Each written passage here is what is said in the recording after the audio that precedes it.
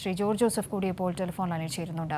Shri George Joseph, അങ്ങേയറ്റം ജനോപകാരപ്രദമായ നടപടികൾ സ്വീകരിച്ചുകൊണ്ട് ജനങ്ങൾക്കൊപ്പം നിന്ന് ഈ ഒരു സാമ്പത്തിക പ്രതിസന്ധിയിലും വലിയ തോതിൽ നിലകൊള്ളുന്ന ഒരു സംസ്ഥാനം എന്ന നിലയ്ക്കാണ് ഇപ്പോൾ കേരളം മുന്നോട്ട് പോകുന്നത്. വലിയ വികസന സ്വപ്നങ്ങളൊക്കെയുമുണ്ട്.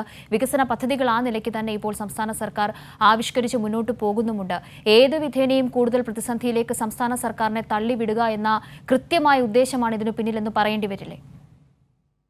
തീർച്ചയായിട്ടും അത് നമ്മൾ ഇനി തുറന്നു പറയാതിരുന്നിട്ട് കാര്യമില്ല. കാരണം ഇത് പലരും ഇപ്പൊ നമ്മള് അങ്ങനെയല്ല ഇങ്ങനെയല്ല എന്നൊക്കെ ഉള്ള രീതിയിൽ വ്യാഖ്യാനിക്കാനുള്ള ശ്രമം എല്ലാ സംസ്ഥാനങ്ങൾക്കും തുല്യമായിട്ട് കൊടുക്കുന്നു, അത് പ്രത്യേകിച്ച് ഒരു ഇതില്ല എന്നുള്ള രീതിയിലൊക്കെ പറയുന്നത് അസംബന്ധങ്ങൾ ശുദ്ധ മോഷ്കു ആണെന്ന് തന്നെ തുറന്നു പറയേണ്ട അവസ്ഥയിലേക്ക് വരികയാണ്. ഇപ്പോ കേരളം മാത്രമല്ല ഇത് ഉന്നയിക്കുന്നത്. കേരളത്തിന്റെ മുഖ്യമന്ത്രി സമരം ചെയ്യാൻ പോകുന്നതിന് തൊട്ട് തലേ ദിവസം കർണാടക മുഖ്യമന്ത്രിയും MLA-മാരും പോവുകയാണ്. തമിഴ്നാട് ഇത്തരത്തിലുള്ള ആവശ്യങ്ങൾ ഉന്നയിക്കുന്നുണ്ട്. ബംഗാളിൽ മുഖ്യമന്ത്രി ഒരു പദയാത്ര തന്നെ നടത്തിയുണ്ട്. അപ്പൊ കൃത്യമായിട്ട് ടാർഗറ്റ് ഒരു കാര്യം നമ്മൾ മനസ്സിലാക്കേണ്ടതെന്ന് വെച്ചിട്ടുണ്ടെങ്കിൽ ഇവിടെ കൃത്യമായ വിവേചനമുണ്ട്. ആ വിവേചനം വളരെ ഒബ്വിയസ് ആണ്, വളരെ പ്രകടമാണ്. അതായത് അവരുടെ കേന്ദ്ര സർക്കാരിന്റെ മൈൻഡ് സെറ്റ് പ്രകടമാക്കുന്ന കൃത്യമായ വിവേചനം. അതായത് നോൺ BJP ഗവൺമെന്റുകൾ വാഴില്ല, അത് ഞങ്ങൾ അനുവദിക്കില്ല, ഏത് രീതിയിലായാലും അതിനെ തകർക്കും എന്നുള്ള ഒരു പൊസിഷൻ അവർ എടുത്തിരിക്കുന്നു. അതുകൊണ്ട് അത് തുറന്ന ഒരു ഇതിലേക്ക് പോകേണ്ടിയിരിക്കുകയാണ്. അതുകൊണ്ടാണ് കേരളത്തെ പോലുള്ള ഒരു സംസ്ഥാനത്തെ ഇത്രമാത്രം ദ്രോഹിച്ചുകൊണ്ടിരിക്കുന്ന സ്ഥിതിയിലേക്ക് വരുന്നത്.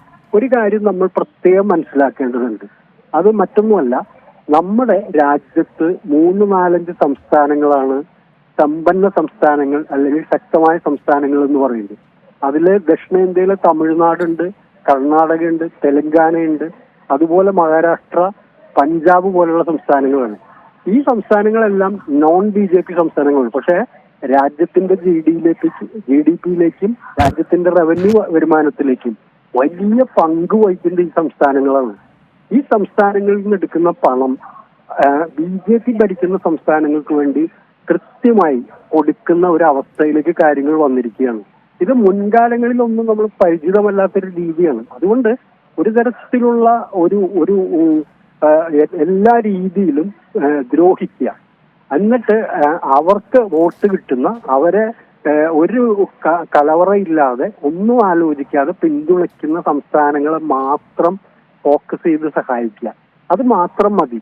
ഇത് തീർച്ചയായിട്ടും എത്തിച്ചേരുന്നത് ഈ ഫെഡറലായിട്ട് ഫിസ്ക്കൽ ഫെഡറലിസ്റ്റിന് നേരെ നടക്കുന്ന ഈ അറ്റാക്ക്, ഈ വിവേചനം എന്ന് പറയുന്നത് രാജ്യത്തെ ധ്രുവീകരിക്കുന്ന രീതിയിലേക്ക് എത്താൻ പോവുകയാണ്. അത് സമീപ ഭാവിയിൽ തന്നെ നമുക്ക് ദൃശ്യമാകാൻ പോകുന്നൊരു കാര്യമാണ്. അതായത് വരുമാനം കൂടുതലുള്ള രാജ്യത്തിന്റെ എക്സ്ചക്കറിലേക്ക് വലിയ സംഭാവനകൾ നൽകുന്ന സംസ്ഥാനങ്ങളെ ഞങ്ങളുടെ രാഷ്ട്രീയമല്ല നിങ്ങൾ പാലിക്കും, ഞങ്ങളെ നിങ്ങൾ ജയിപ്പിക്കുന്നില്ല എന്ന ഒറ്റ കാരണത്തിന്റെ പേരിൽ വിവേചനത്തോടുകൂടി പെരുമാറുന്നു. അതാണ് ഇന്ന് പ്രകടമായിക്കൊണ്ടിരിക്കുന്നത്. ഇത് ഇന്ത്യയുടെ ഈ 47 മുതലുള്ള 75 വർഷത്തെ ചരിത്രത്തിനിടയിൽ കാണാത്ത പുതിയ അനുഭവമാണ്. പല ഗവൺമെന്റുകളും കേന്ദ്രത്തിലെ നിലപാടുകൾക്കെതിരായിട്ടുള്ള ഗവൺമെന്റുകൾ ഉണ്ടായിട്ടുണ്ട്. പക്ഷെ ഇങ്ങനെയൊന്നും അന്തസ് കെട്ട നിലവാരം കുറഞ്ഞ തനി വൃത്തികെട്ട രാഷ്ട്രീയം കളിക്കുന്നൊരു സർക്കാർ ഇന്ത്യയുടെ ചരിത്രത്തിൽ ഉണ്ടായിട്ടില്ല. അതാണ് ഇപ്പോഴത്തെ പ്രശ്നം. അത് നമ്മൾ തുറന്ന് കാണിക്കണം, തുറന്ന് എതിർക്കേണ്ട സ്ഥിതിയിലേക്ക് വരികയാണ്. സാമ്പത്തിക വിദഗ്ധൻ ശ്രീ ജോർജ് ജോസഫാണ് ഇപ്പോൾ പ്രതികരിച്ചത്. നന്ദി ശ്രീ ജോർജ് ജോസഫ്.